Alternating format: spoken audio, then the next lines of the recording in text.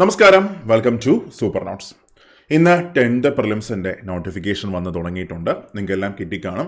അപ്പോൾ 5 പരീക്ഷകൾ ചേർന്നാണ് ഡിസംബറിൽ 10th പ്രിലിംസ് എക്സാം നടക്കാൻ പോകുന്നത്. സോ ഡിസംബറിലായിരിക്കും എക്സാം. അതുകൊണ്ടാണ് ഇപ്പോൾ കൺഫർമേഷൻ അവർ ഇട്ടേക്കുന്നത്. അപ്പോൾ 5 പ്രധാനപ്പെട്ട പരീക്ഷകൾ ചേർന്നാണ് 10th പ്രിലിംസ് നടക്കാൻ പോകുന്നത്. ഒരെണ്ണത്തിൻ്റെ കൺഫർമേഷൻ ഡേറ്റ് വന്നു. ബാക്കിയെല്ലാം നാളെയും മറ്റന്നാളൂടെ നമുക്ക് എന്ത് ചെയ്യാം, നമ്മുടെ പ്രൊഫൈലിലേക്ക് നമുക്ക് വരും.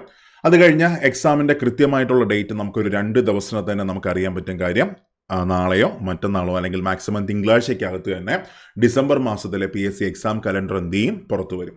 അപ്പോൾ അതിനകത്ത് കൃത്യമായിട്ടുള്ള ഡേറ്റും ആ ഒരു ഡിസംബർ മാസത്തിലെ കലണ്ടറിനകത്ത് കാണും. അപ്പോൾ ജസ്റ്റ് 2 ദിവസം നമുക്ക് എക്സാം ഡേറ്റ് അറിയാം. പക്ഷേ ഒരു കാര്യം ഉറപ്പിക്കാം, ഡിസംബറിൽ PSC പറഞ്ഞ പോലെ തന്നെയാണ് 10th പ്രിലിംസിൻ്റെ എക്സാം വരാൻ പോവുകയാണ്. 5 പരീക്ഷകൾ ചേർന്നാണ് 10th പ്രിലിംസ് വരുന്നത്. പ്രധാനമായിട്ടും 2 നോട്ടിഫിക്കേഷനുകൾ, അതായത് പ്രധാനപ്പെട്ട 2 നോട്ടിഫിക്കേഷൻസ് ആണ്. ഒന്ന് ലബോറട്ടറി അസിസ്റ്റന്റും രണ്ടാമത്തേത് സെക്രട്ടേറിയറ്റ് OAM. മൊത്തത്തിൽ എത്ര എക്സാംസ് ഉണ്ട്? 5 പരീക്ഷകളുണ്ട്. ഏതൊക്കെയാണ് 5 എണ്ണം? ഒന്ന് category number 134/2023 store keeper, Kerala state poultry development കോർപ്പറേഷനിൽ സ്റ്റോർ കീപ്പർ. ഇതിൻ്റെ കൺഫർമേഷനാണ് ഇന്ന് വന്നേക്കുന്നത്. കാര്യം ഈ ആനുവൽ കലണ്ടറിൽ ഫസ്റ്റ് കിടക്കുന്ന കാറ്റഗറി ഏതാണ്? ഈ സ്റ്റോർ കീപ്പറാണ്. നെക്സ്റ്റ് വൺ, അടുത്ത പരീക്ഷ സ്റ്റോർ കീപ്പർ തന്നെയാണ്. കേരള സ്റ്റേറ്റ് ഫിലിം ഡെവലപ്മെന്റ് കോർപ്പറേഷനിലെ store keeper, category number 259/2023. Then assistant time keeper, printing ഡിപ്പാർട്ട്മെന്റിൽ assistant time keeper, category number 446/2023. പിന്നെ 2 പ്രധാനപ്പെട്ട notifications, category number 447/2023 laboratory assistant, higher secondary school ഡിപ്പാർട്ട്മെന്റിൽ ലബോറട്ടറി അസിസ്റ്റന്റ്. പിന്നെ അവസാനമായിട്ട് secretariat office attendant, secretariat OAM, category number 587/2023. അങ്ങനെ ഈ 5 പരീക്ഷകൾക്കും ചേർത്ത് ഒരു പ്രിലിംസിൻ്റെ എക്സാം, അതിനുശേഷം മെയിൻസിൻ്റെ എക്സാം. സോ പ്രിലിംസിൻ്റെ എക്സാം നമുക്ക് എപ്പോൾ പ്രതീക്ഷിക്കാം? ഡിസംബറിൽ നമുക്ക് പ്രതീക്ഷിക്കാം. അപ്പോൾ ഇനി ഇതിൻ്റെ സിലബസ് നമ്മൾ നോക്കുകയാണെങ്കിൽ, അപ്പോൾ സിലബസ് വരുന്നതിന് മുമ്പ് എനിക്ക് ആദ്യം ഒരു കാര്യം പറയാനുണ്ട്. അപ്പോൾ ഇനി നമുക്ക് പഠിച്ചു തുടങ്ങിയാലും എത്ര ദിവസമുണ്ട് പ്രിലിംസിനായിട്ട്? ഒക്ടോബർ, നവംബർ, ഡിസംബർ, മിനിമം നമുക്കൊരു 3 മാസം നമുക്ക് കിട്ടാം. ആ 3 മാസം ഒന്ന് ആത്മാർത്ഥമായിട്ട് പഠിച്ചാൽ പ്രിലിംസ് ക്രാക്ക് ചെയ്യാൻ പറ്റും. ഒരു ഡൗട്ടും അതിനകത്തില്ല. അപ്പോൾ ഇപ്പോഴത്തെ പരീക്ഷകൾ നമ്മൾ നോക്കുകയാണെങ്കിൽ കട്ട് ഓഫ് ഒക്കെ നല്ല മേളിലോട്ട് കയറി നിൽക്കുകയാണ്. ഇന്നലെ തന്നെ യൂണിവേഴ്സിറ്റി LGSൻ്റെ കട്ട് ഓഫ് നിങ്ങൾ കണ്ടു കാണും. 6 ഡിലീഷനിലും 3 ആൻസർ ചേഞ്ചിലും കട്ട് ഓഫ് എത്ര മാർക്കുണ്ട്? 81 മാർക്കുണ്ട്. സോ നമ്മൾ പഠിക്കുകയാണെങ്കിൽ ഇതിനു വേണ്ടി നമ്മൾ എന്ത് ചെയ്യുക, ഫുൾ അങ്ങ് മെനക്കെട്ടങ്ങ് ഇറങ്ങുക. ഇല്ലെങ്കിൽ എന്ത് ചെയ്യുക, നമ്മൾ ക്വിറ്റ് ചെയ്യുക. പക്ഷേ ഞാൻ ക്വിറ്റ് ചെയ്യാൻ ഒരിക്കലും പറയത്തില്ല. ആത്മാർത്ഥമായിട്ട് എന്ത് ചെയ്യുക, നിങ്ങൾ പഠിക്കാം. അപ്പോൾ ഓൾറെഡി തന്നെ ഇതിൻ്റെ സിലബസും ബാക്കിയെല്ലാം PSC തന്നിട്ടുണ്ട്. ഓക്കെ, അപ്പോൾ ഇവിടെ നോക്കുക, ഈ കാണുന്നതാണ് PSC ഇപ്പോൾ പുറത്തിറക്കിയിരിക്കുന്ന സിലബസ്, 10th പ്രിലിംസിൻ്റെ സിലബസ്. അപ്പോൾ ഈ 10th പ്രിലിംസിൻ്റെ സിലബസ് നമ്മൾ നോക്കുകയാണെങ്കിൽ നിങ്ങളിത് ശ്രദ്ധിച്ചായിരുന്നു. പഴയ 10th പ്രിലിംസുമായിട്ട് നോക്കുമ്പോൾ സിലബസ് സെയിം ആണ്, ഒരു മാറ്റവും ഇല്ല. പക്ഷേ PSC ഇവിടെ മാർക്ക് ഡിസ്ട്രിബ്യൂഷൻ തന്നിട്ടില്ല. അപ്പോൾ എന്തുകൊണ്ട് മാർക്ക് ഡിസ്ട്രിബ്യൂഷൻ തന്നിട്ടില്ല എന്ന് ചോദിച്ചാൽ, മുമ്പൊക്കെ ആണെങ്കിൽ കൃത്യമായിട്ട് മാർക്ക് ഡിസ്ട്രിബ്യൂഷൻ തന്നിട്ടുണ്ട്. ഈ കാണുന്നതാണ് പഴയ 10th പ്രിലിംസിൻ്റെ സിലബസ്. അപ്പോൾ അവിടെ കൃത്യമായിട്ട് മാർക്ക് ഡിസ്ട്രിബ്യൂഷൻ തന്നിട്ടുണ്ട്. പക്ഷേ ഇപ്പോഴത്തെ ക്വസ്റ്റ്യൻ പേപ്പറിലൊക്കെ നമ്മൾ നോക്കുകയാണെങ്കിൽ ആ മാർക്ക് ഡിസ്ട്രിബ്യൂഷൻ കൃത്യമായിട്ട് പാലിക്കാൻ PSCക്ക് പറ്റുന്നില്ല. അപ്പോൾ അതുകൊണ്ട് അവർ മാർക്ക് ഡിസ്ട്രിബ്യൂഷൻ ഇപ്പോൾ തന്നിട്ടില്ല. പക്ഷേ നിങ്ങൾക്ക് ഈ പഴയ സിലബസ് നിങ്ങൾ എന്ത് ചെയ്താൽ മതി, നിങ്ങൾ ഫോക്കസ് ചെയ്താൽ മതി. അപ്പോൾ ഇവിടെ മാർക്ക് ഡിസ്ട്രിബ്യൂഷൻ എങ്ങനെയാണ് വരുന്നത്? GK വന്നിട്ട് 60 മാർക്കാണ്. GK 60 മാർക്കാണ്. അതായത് GK എങ്ങനെയാണ് വരുന്നത്? ഫസ്റ്റ് വൺ 1 ശാസ്ത്ര സാങ്കേതിക മേഖല, കലാ സാംസ്കാരിക മേഖല, രാഷ്ട്രീയ സാമ്പത്തിക സാഹിത്യ മേഖല, കായിക മേഖല, ഇവയുമായി ബന്ധപ്പെട്ട ഇന്ത്യയിലെയും പ്രത്യേകിച്ച് കേരളത്തിലെയും സമകാലീന സംഭവങ്ങൾ, കറണ്ട് അഫയേഴ്സ് 10 മാർക്ക്. അത് കഴിഞ്ഞ് Indian geography 10 mark, Indian history 10 mark, constitution വന്നിട്ട് കുറച്ച് കാര്യങ്ങളുള്ളൂ, constitution 10 mark, Kerala history 10 mark, Kerala geography 10 mark. അപ്പോൾ 60 മാർക്കായി. പിന്നെ സയൻസ് വന്നിട്ട് 20 മാർക്കാണ്. അതായത് നാച്ചുറൽ സയൻസ് 10 മാർക്കും ഫിസിക്സ് ആൻഡ് കെമിസ്ട്രിയും കൂടെ ചേർത്തിട്ട് 10 മാർക്കും. സോ അപ്പോൾ എത്ര മാർക്കായി? 80 മാർക്കായി. പിന്നെ അത് കഴിഞ്ഞ് 20 മാർക്ക് മാത്സും റീസണിങ്ങും ആണ്. ടോട്ടൽ എത്ര മാർക്കാണ്? 100 മാർക്കും. ഇതാണ് സിലബസ്. നമ്മുടെ ടെലഗ്രാം ഗ്രൂപ്പിനകത്ത് സിലബസ് ഇട്ടേക്കാം.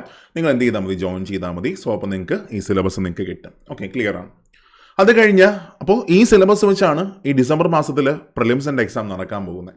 അടുത്തതിൻ്റെ മെയിൻസ് എക്സാം എപ്പോഴായിരിക്കും? സോ PSC കൃത്യമായിട്ട് അവിടെയും ഡേറ്റ് തന്നിട്ടുണ്ട്, മാസം തന്നിട്ടുണ്ട്. ഇതിൻ്റെ മെയിൻസ് എക്സാം എപ്പോഴാണ്? നിങ്ങൾ കണ്ടായിരുന്നോ?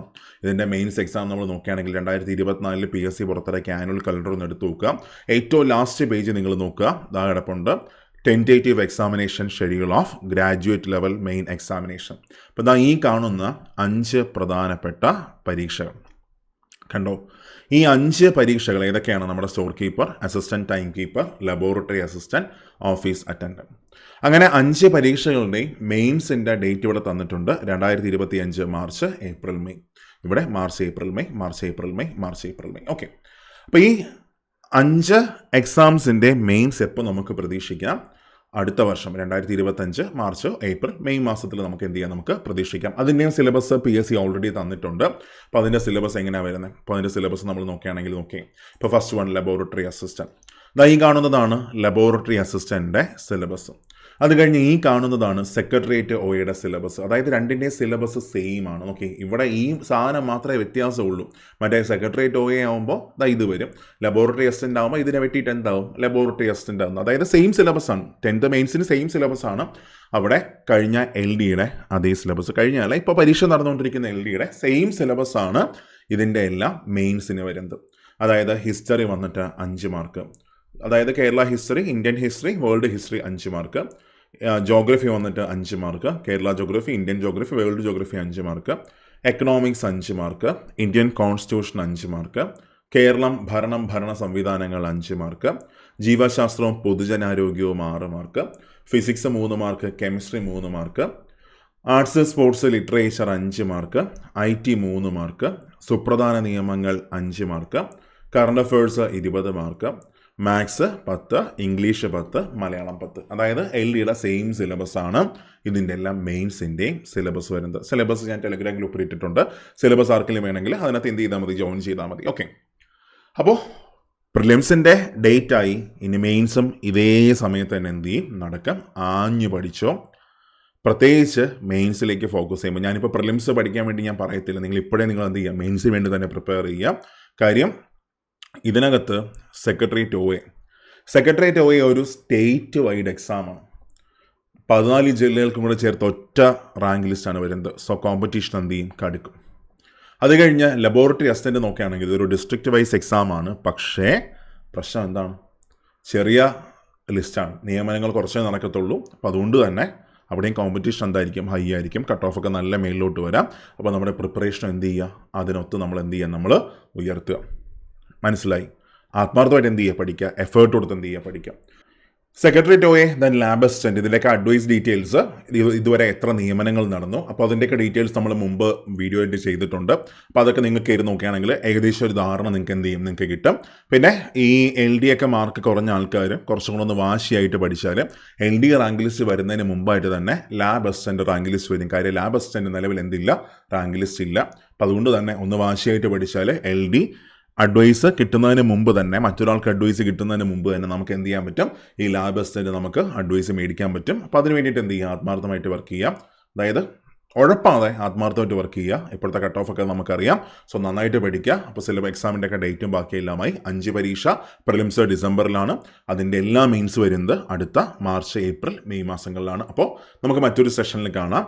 സോ ആരെങ്കിലും നമ്മുടെ ചാനൽ സബ്സ്ക്രൈബ് ചെയ്യാനുണ്ടെങ്കിൽ ഒന്ന് സബ്സ്ക്രൈബ് ചെയ്തേക്കാം. അപ്പോൾ നിങ്ങൾക്ക് ഇതേപോലെ ലേറ്റസ്റ്റ് ആയിട്ടുള്ള എല്ലാ അപ്ഡേറ്റ്സും നിങ്ങൾക്ക് അറിയാൻ പറ്റും. സോ നെക്സ്റ്റ് സെഷനിൽ കാണാം. താങ്ക്